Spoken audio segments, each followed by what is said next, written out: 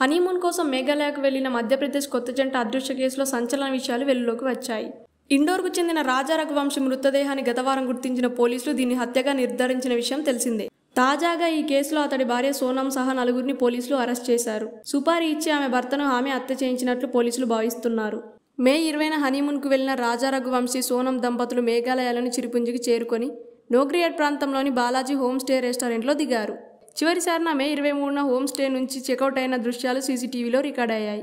వారి ఆచూకు తెలియని కుటుంబ సభ్యులు ఆందోళనలకు గురై పోలీసులకు సమాచారం ఇచ్చారు.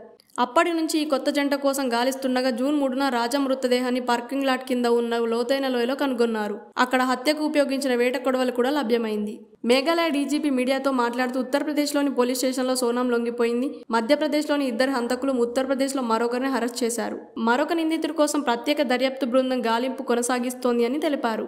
దంపతులు అదృశ్యం కావడానికి ముందు చేసిన చివరి కాల్లో సోనం తన అత్తగారితో మాట్లాడుతూ తన భర్త కోసం ఉపవాసం ఉంటున్నానని చెప్పడం గమనార్హం. మేఘాలయ ముఖ్యమంత్రి ట్విట్టర్లో స్పందిస్తూ రాజా కేసు కేవలం 7 రోజుల్లోనే పోలీసులు కీలక విజయం దక్కిందని, 3 నిందితులను అరెస్ట్ చేశారని, అతని భార్య లొంగిపోయిందని, ఇంకా ఒకరిని పట్టుకునే ఆపరేషన్ కొనసాగిస్తోంది అని చెప్పారు.